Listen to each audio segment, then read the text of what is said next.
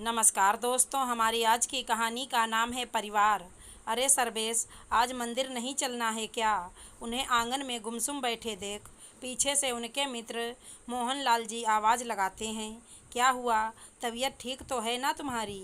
सर्वेश जी, क्या बताऊं तुम्हें, आज मन बहुत उदास है। समझ नहीं आ रहा क्या फ़ैसला लूं।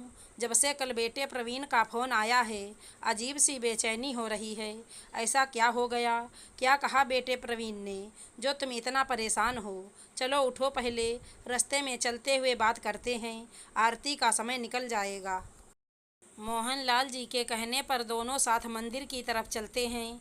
रास्ते में सर्वेश जी उन्हें बताते हैं कि प्रवीण उन्हें अपने साथ शहर ले जाना चाहता है, पर वो अपना यह घर, जिसमें उनका बचपन और पत्नी सुनैना देवी जी की यादें बसी हैं, नहीं छोड़ना चाहते। सर्वेश जी कहते हैं, तुम तो सब जानते हो आजकल ज़माना कितना ख़राब है। मुझे अपने साथ ले जाने में पता नहीं उसका प्यार है या कोई लालच। देख, मैं ये नहीं कहता कि तेरी सोच गलत है, पर प्रवीण पर यूं शक करना भी ठीक नहीं। मैं जानता हूँ कि अपनी इस दुनिया से उनकी दुनिया में जाना आसान नहीं, पर इस उम्र में अकेले रहने से अच्छा है अपने परिवार के साथ रहना। अगले दिन प्रवीण अपने पिताजी को साथ लेने आता है। सर्वेश जी बेटे से, मैं तुम्हारे साथ चलने को तैयार हूँ, पर इस घर का क्या होगा बेटा?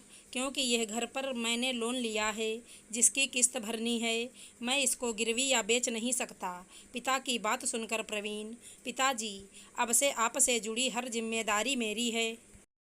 यह आपके आशीर्वाद से ही आपका बेटा इतना काबिल है कि आपका हर बोझ उठा सके। अपनों के साथ से ज़रूरी क्या है पिताजी? आप किसी भी तरह के लोन की चिंता मत करें, मैं सब कुछ चुकता कर दूंगा। बस अब आपके बिना रहना नहीं चाहता।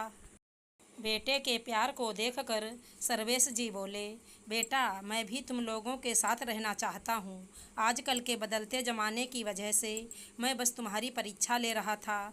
इस घर पर कोई कर्जा नहीं है।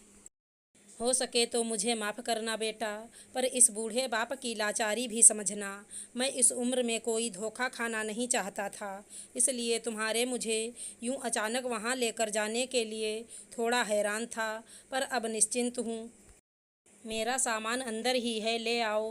प्रवीण, मैं जानता हूँ पिताजी, मुझे आने में समय लगा, इसलिए आपका ऐसा सोचना ठीक है पिताजी, पर मैं पहले खुद को इस लायक बनाना चाहता था कि आपको अपने साथ बिना किसी तकलीफ़ के रख सकूँ। अब मैंने अपनी मेहनत और आपके आशीर्वाद से अपना घर और बिजनेस जमा लिया है, इसलिए अब आपको लेने आया हूँ। दोनों को ऐसे देखकर और माहौल को हल्का करने के लिए मोहनलाल जी कहते हैं, अरे भाई, मेरे दोस्त को मिलाने के लिए लेते आना। अब शाम की आरती और सैर तो मुझे अकेले ही करनी पड़ेगी। सर्वेश, वहाँ जाकर भूल मत जाना हमें। प्रवीण, अरे काका, मैं जानता हूँ बाबा का दिल यहीं है, इसलिए यहाँ रामू काका और उनका परिवार रहेगा। इससे घर खुला और साफ रहेगा। साथ ही बाबा को हर 15-20 दिनों में यहाँ आप सबसे मिलवाने लेकर आता रहूँगा। दोनों पिता बेटा आज एक साथ मिलकर परिवार की अहमियत समझ गए थे। आशा करती हूँ हमारी कहानी अच्छी लगी होगी। धन्यवाद दोस्तों।